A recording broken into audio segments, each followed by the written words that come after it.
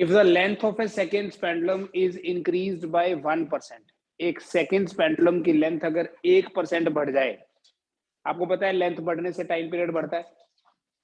Time period बढ़ने का मतलब समझाया था कि pendulum will become slow, so when pendulum become slow it starts losing time.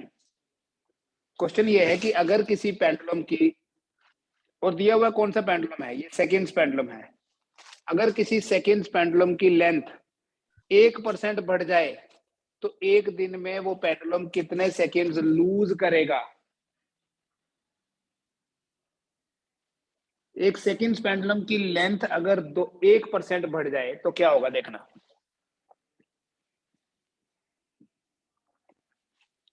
Time period का फॉर्मूला क्या है, it is equal to 2 pi square root of L by G. Since ये एक सेकेंड पेंडुलम है इसलिए ये टाइम पीरियड कितना हो गया, 2 second. T dash is equal to 2 pi square root of L dash by G. What is this L dash, L plus 1% of L, क्योंकि length क्या दिया है, कितने परसेंट बढ़ गई, 1%। So it is equal to L plus L upon 1/100 L, can you say 1.01 L, 101 है ना। तो टी डैश कितना हो गया बेटा, 2 pi square root of 1.01 L by ji.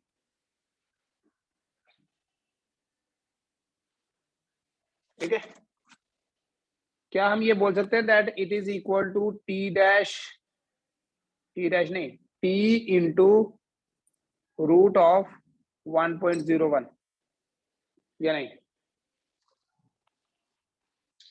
Of course yes, 2 pi root L by g की जगह T लिख दिया।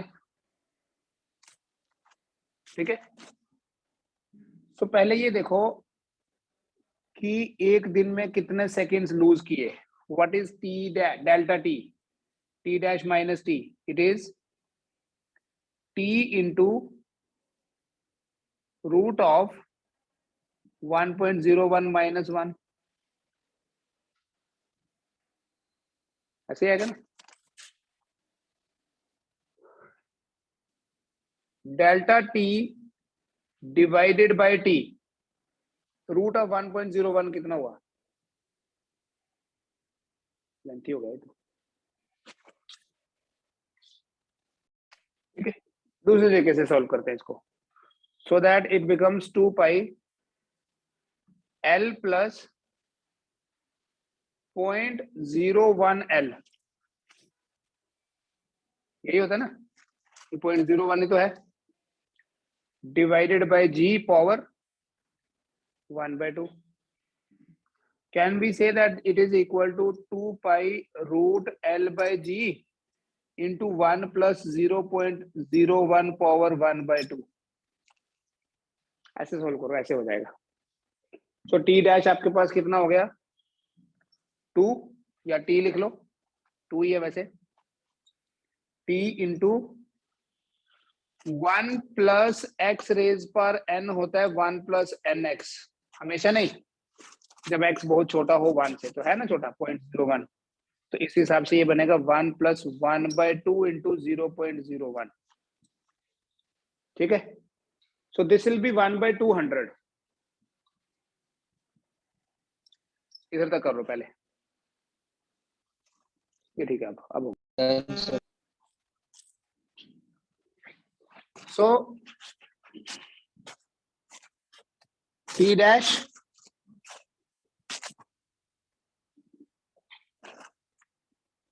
Is equal to T into 1 plus 1/200 कितना होता है, 0.0, एक और, या 0.05, 0.05 देखो ना, 1/200, 0.0000 तो 5। ठीक है, टी डैश बाई टी कितना हो गया, 1.5, 0.005 टी डैश बाई टी को आप टी में ही कन्वर्ट कर लो। टी कितना हो गया,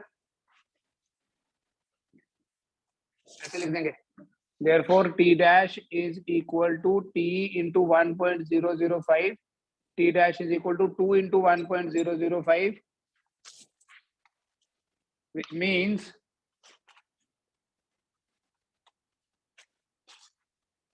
t dash is equal to 2 point,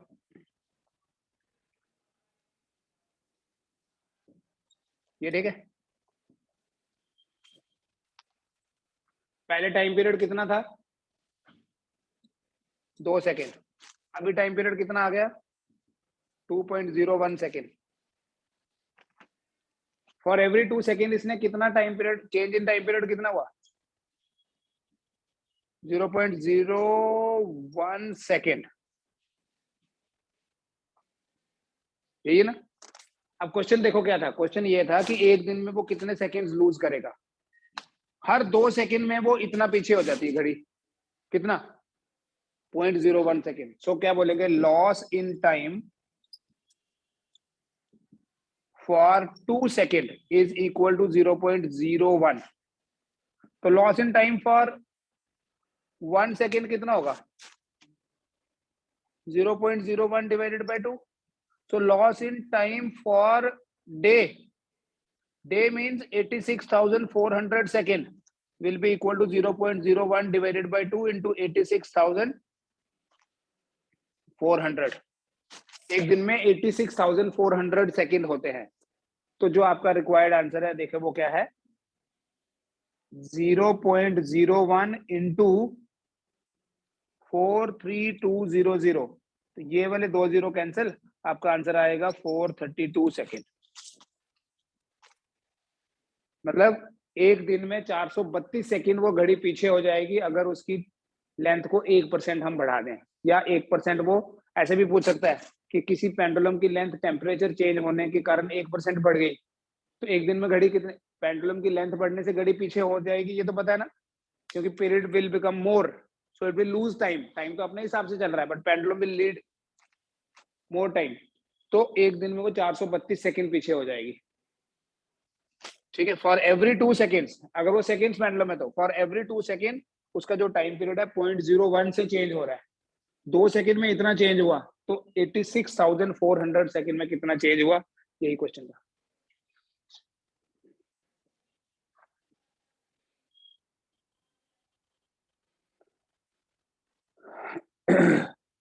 ठीक है madam,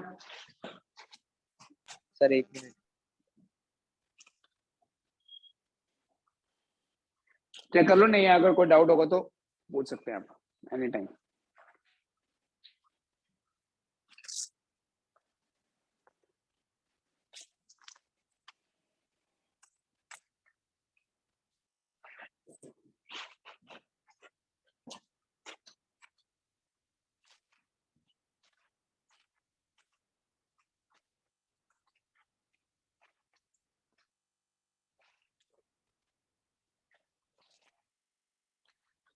Oscillations in a spring.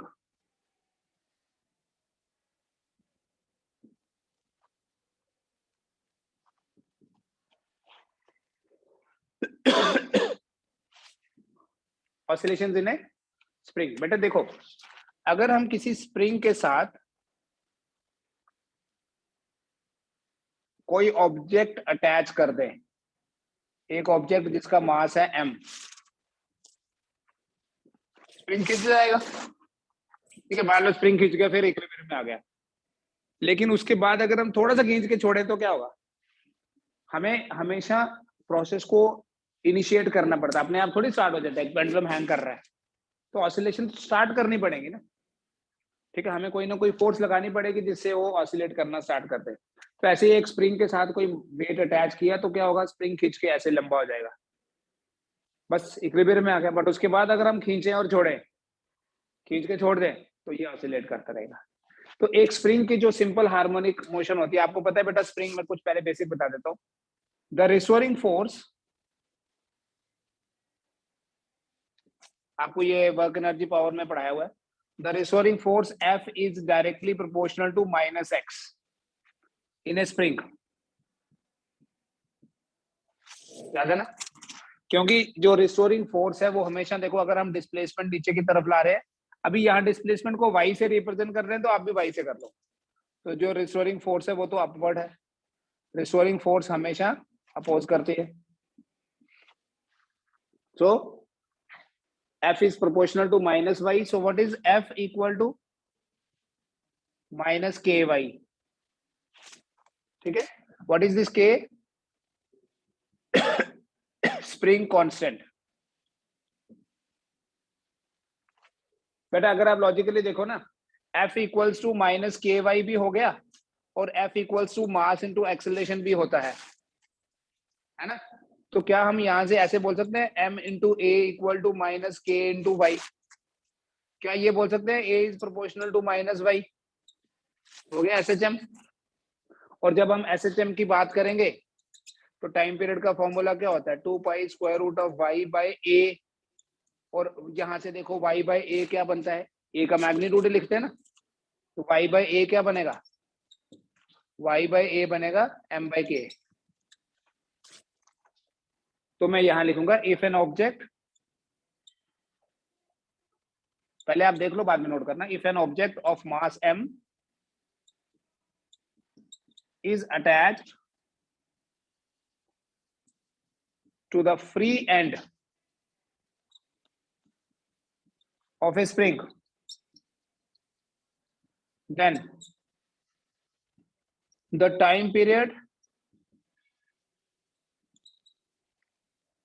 of the spring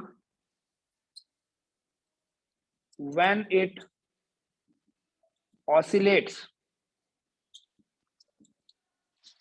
simple harmonically is, अगर ऑसिलेट करेगा तो ये नहीं है कि हमने मास अटैच किया, वो तो खींच के लंबा हो जाएगा. उसके बाद अगर हम उसको इनिशिएट करेंगे तो time period of oscillations will be square root of 2 pi square root of m by k.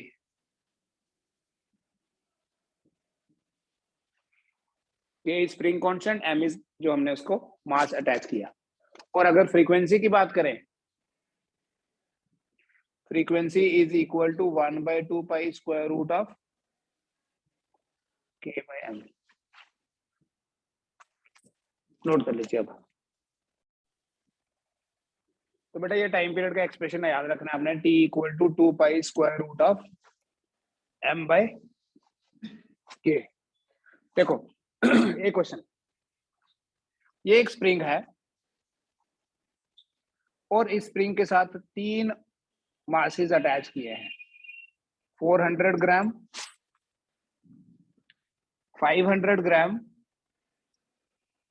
और 600 ग्राम. ठीक है, 3 ऑब्जेक्ट्स को इसके साथ अटैच किया है स्प्रिंग के साथ. इस स्प्रिंग का स्प्रिंग कांस्टेंट है k. ये स्प्रिंग इक्विलिब्रियम में है, spring is in equilibrium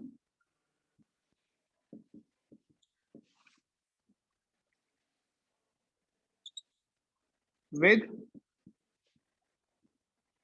equilibrium when is in equilibrium when 3 objects are attached to it as shown in figure.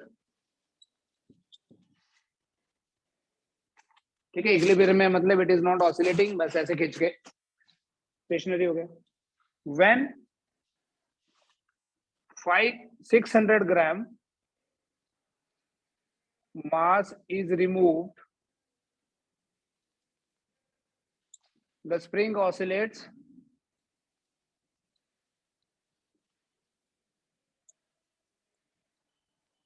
with a frequency nu1 या with a time period t1.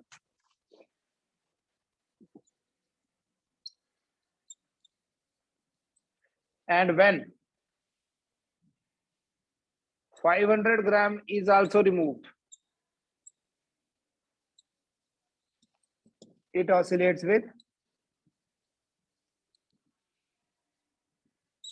t2. जब 500 ग्राम को भी हटा दिया तो इसको ये ऑसिलेट करता है with time period t2. Fine T1 by T2।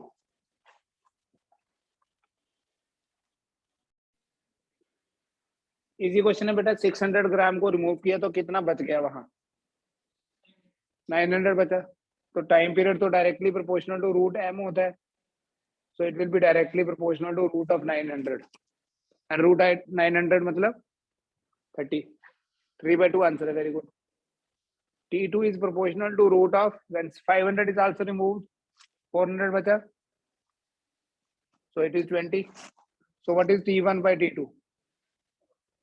30 by 20, that is 3/2। this is the answer। ठीक है।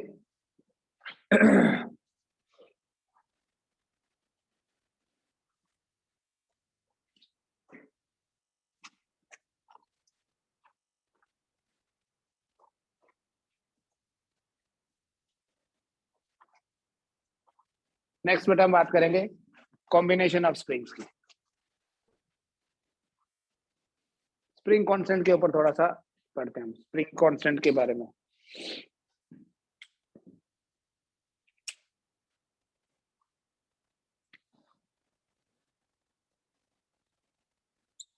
Combination of springs series combination है बेटा एक।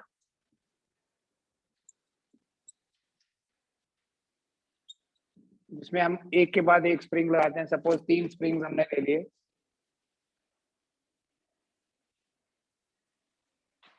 और यहाँ कोई मास अटैच कर देते हैं। ये स्प्रिंग है S1, इसका स्प्रिंग कांस्टेंट है K1। S2, K2 ये स्प्रिंग है S3 और इसका स्प्रिंग कांस्टेंट है K3।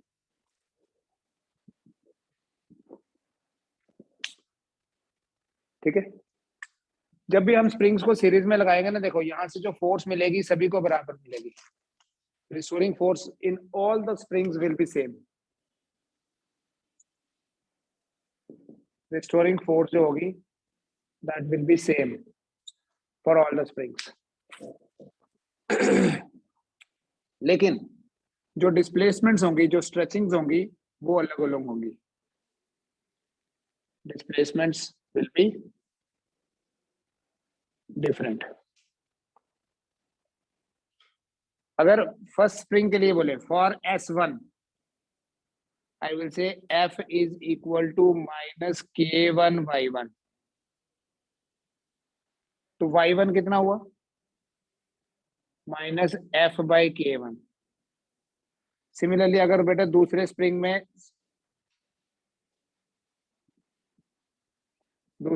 में अगर स्ट्रेचिंग हुई है Y2, तो Y2 will be equal to minus F by K2। और तीसरे स्प्रिंग में अगर स्ट्रेचिंग हो गई Y3, तो Y3 क्या होगा? Minus F by K3। ठीक है। ओवरऑल स्ट्रेचिंग अगर मैं ऐसे एज्यूम कर लूं कि ये एक ही स्प्रिंग होता, इसका स्प्रिंग कांस्टेंट होता सपोज KS।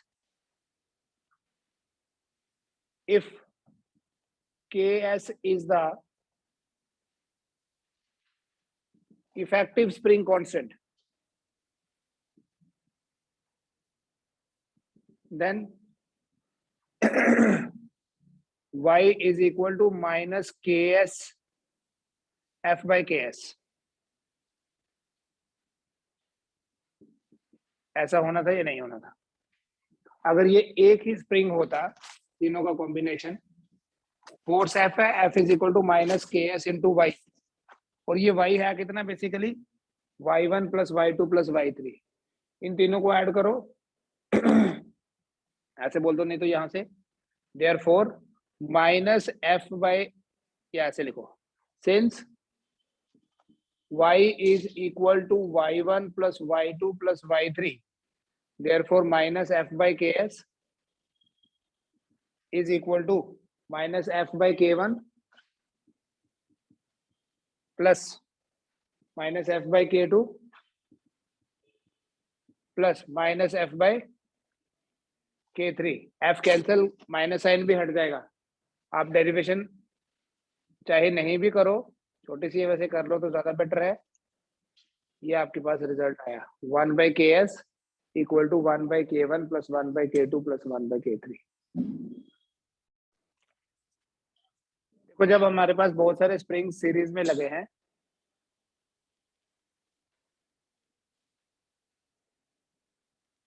एक का स्प्रिंग कांस्टेंट K1, दूसरे का K2, तीसरे का K3 है, मान लो ऐसे n स्प्रिंग्स हैं, तो 1/सीरीज में 1/ks will be equal to 1/k1 plus 1/k2 plus 1/k3 1 up to 1/kn। ठीक है, सीरीज में लगाने से हमेशा इफेक्टिव स्प्रिंग कांस्टेंट कम होता है, सीरीज में लगाने से लेंथ बढ़ रही है, और लेंथ बढ़ती है तो स्प्रिंग को खींचना आसान हो जाता है। छोटे स्प्रिंग को खींचना मुश्किल है, बड़े स्प्रिंग को खींचना इजी है अगर सेम स्ट्रेंथ होगी दोनों की तो। ठीक है, तो इसका मतलब लेंथ बढ़ने से स्प्रिंग को जब खींचना आसान हो जाएगा, उसकी स्टिफनेस कम हो जाएगी, तो बोलते हैं स्प्रिंग कांस्टेंट कम हो गया। ठीक है, सपोज करो आपके पास दो ही हैं, 2 स्प्रिंग्स इन सीरीज, हम बोलेंगे 1/ks equal to 1/k1 plus 1/k2। It means 1/ks is equal to K2 plus K1 divided by K1 K2। तो इससे आपका Ks कितना हो जाएगा?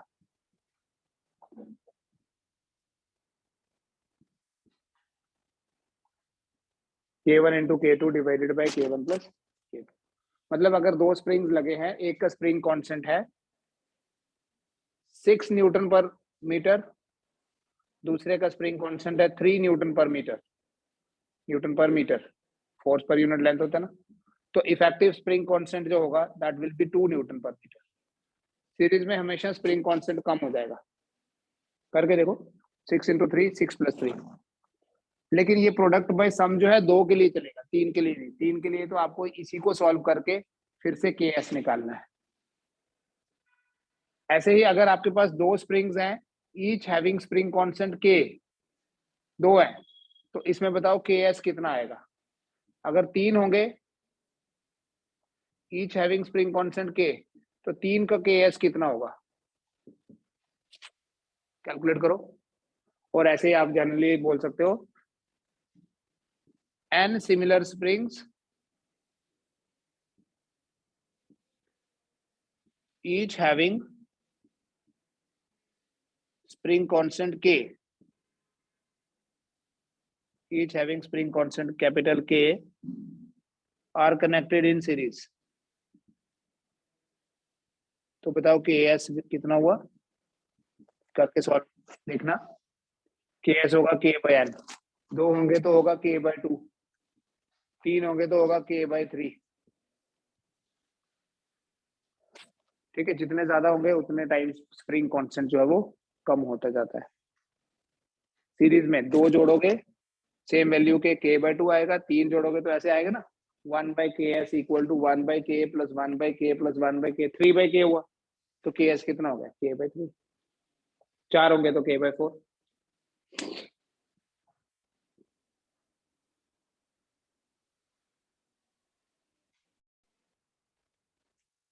पैरेलल में अगर जोड़ा जाए स्प्रिंग्स को,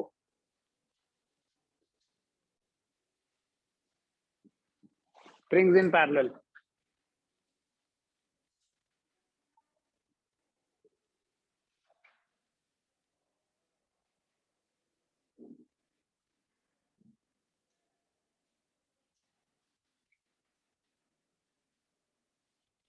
बेटा जब स्प्रिंग्स पैरेलल में जोड़ेंगे, अब ये बराबर खींचेंगे नीचे, ऐसे थोड़ी हो जाएगा, कोई ऐसे हो जाएगा कोई ऐसे हो जाएगा। अभी इन दोनों स्प्रिंग्स को देखो, अगर यहाँ से फोर्स F लग रही है ना ऊपर की तरफ, तो इधर कुछ फोर्स जाएगी और इधर कुछ और फोर्स जाएगी। तो जब भी स्प्रिंग्स को पैरेलल में जोड़ा जाएगा, क्या होता है पैरेलल में? रिस्टोरिंग फोर्स डिफरेंट होती है,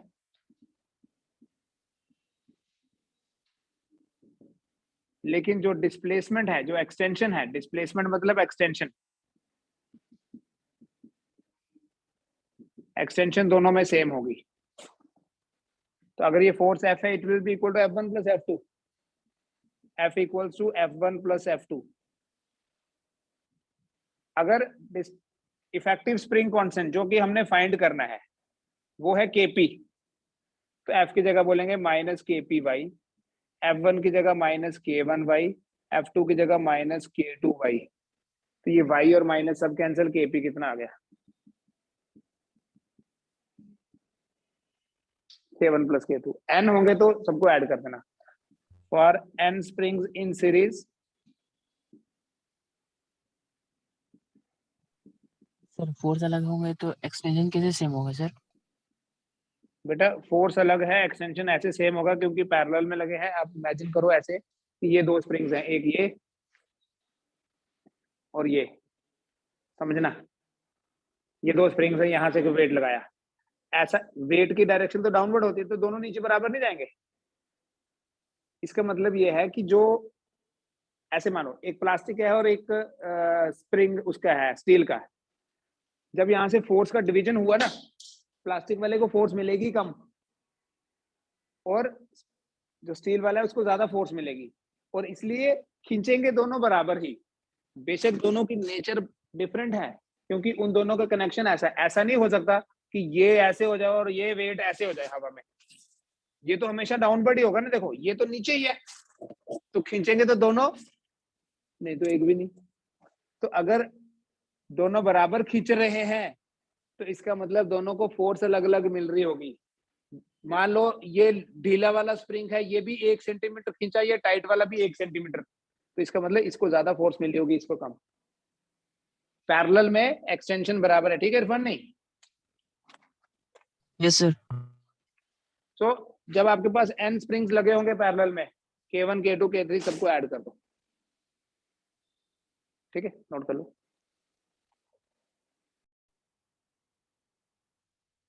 सपोज करें कि एक स्प्रिंग है जिसका स्प्रिंग कांस्टेंट है K, एक और स्प्रिंग है इसका भी स्प्रिंग कांस्टेंट K है, they are connected in series and oscillations हो रही हैं। तो बताओ टाइम पीरियड ऑफ ऑसिलेशन कितना होगा? Time period of oscillation will be 2 pi m/2k, m/ks, और ks जो होता है वो k/2 होता है क्योंकि सीरीज में जोड़े, हमेशा ऐड थोड़ी करा गया। So t will be equal to 2 pi square root of m divided by k/2. So 2 pi into 2m/k, ये आंसर आएगा। One more question. A spring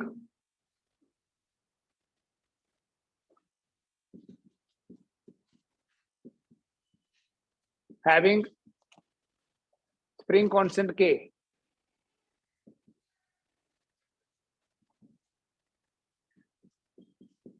is cut into two equal parts. What is the spring constant of each part?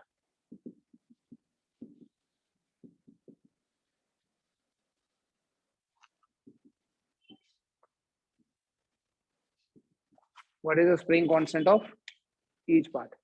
एक spring है जिसका spring constant है k, इस spring को दो parts में, दो इक्वल पार्ट्स में कट कर दिया, तो हर एक पार्ट का स्प्रिंग कितना, स्प्रिंग कांस्टेंट जो है वो कितना होगा?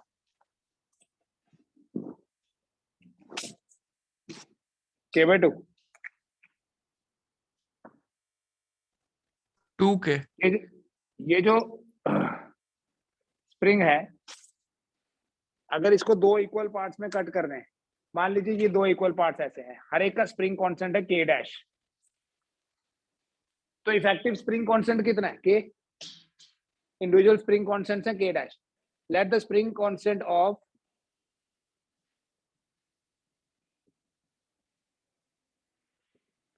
of each part is k dash, therefore 1 by k जो कि इफेक्टिव है is equal to 1 by k dash plus 1 by k dash। तो 1 by k is equal to 2 by k dash, तो k dash कितना हुआ? तभी तो हम बोलेंगे, देखो दो स्प्रिंग्स हैं, each having spring constant 2k, what is the spring constant effective? 2k/2, so that is k। अगर तीन पार्ट्स में करते तो ए स्प्रिंग हैविंग स्प्रिंग कांस्टेंट, एक स्प्रिंग का है के और इसे 3 इक्वल पार्ट्स में कट तो किया, उसके बाद all the parts are connected in parallel. When all the parts are connected in parallel, what is Kp? kb3। नहीं यार, क्या बात करते हो?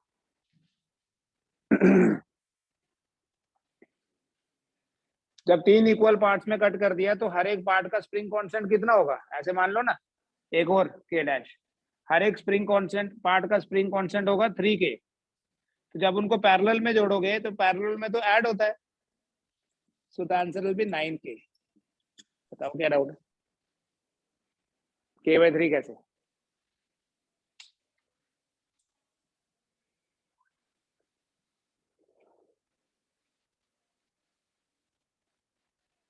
ठीक है,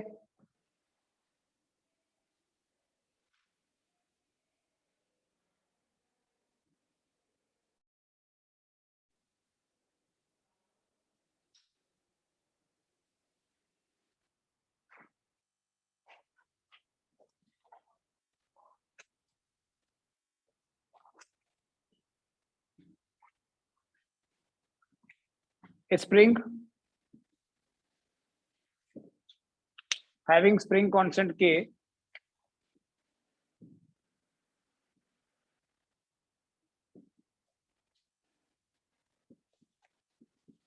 is cut into two parts whose lengths are in the ratio 1:2। Equal parts नहीं है, लेंथ की रेशियो है 1:2। What is the spring constant of each part?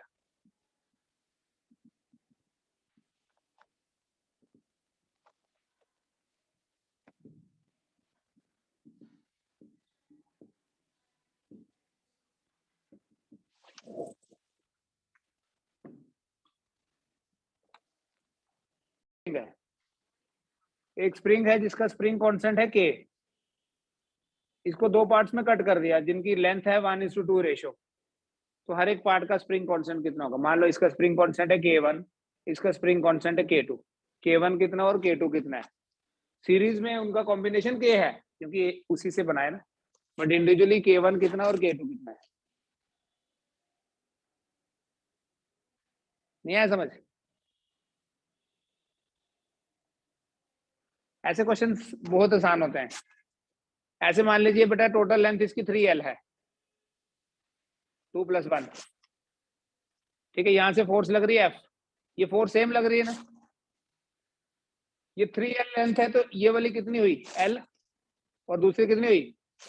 सबको बराबर फोर्स लगती है, तो हम ऐसे बोलेंगे F = इफेक्टिव स्प्रिंग कांस्टेंट कितना है जो दिया हुआ है पहले से K, और लेंथ कितनी है 6l।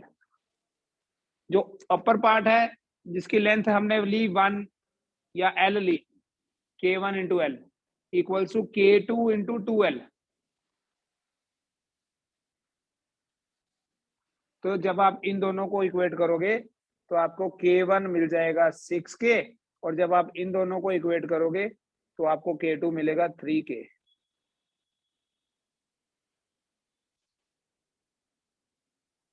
देखो ये नहीं समझ नहीं आया? 6l कैसे होगा सर? 6L नहीं, सॉरी 3L, सॉरी 6L गलती से लिख दिया, 3L। K1 आ जाएगा 3K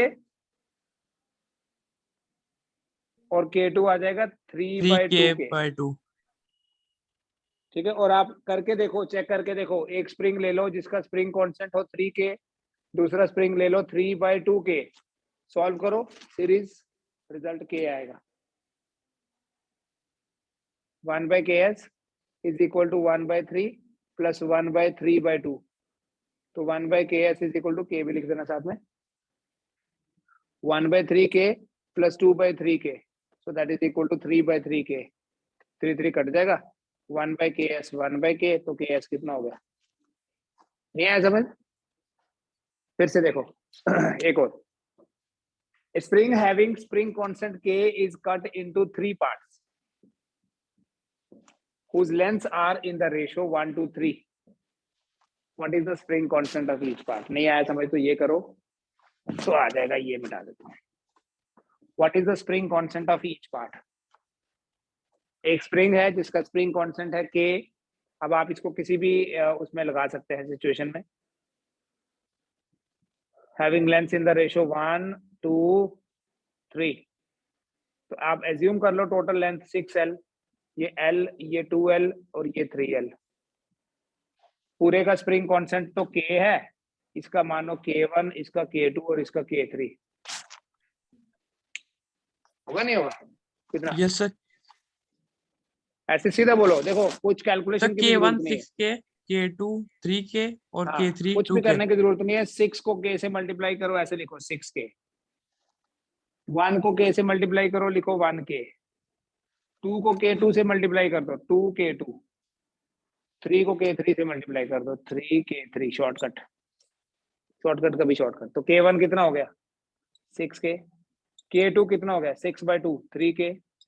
और k3 कितना हो गया? 6/3 2k. आप इन तीनों का सीरीज देखना, 6, 3 और 2 का सीरीज देखोगे तो k ही आएगा. सॉल्व करके देखो. ठीक है, ये है अबाउट ए स्प्रिंग. कल ऑसिलेशंस का लास्ट लेक्चर पढ़ेंगे जिसमें हम डिफरेंट एग्जांपल्स और देखेंगे. ऑसिलेशंस का वेव्स पढ़ना अभी.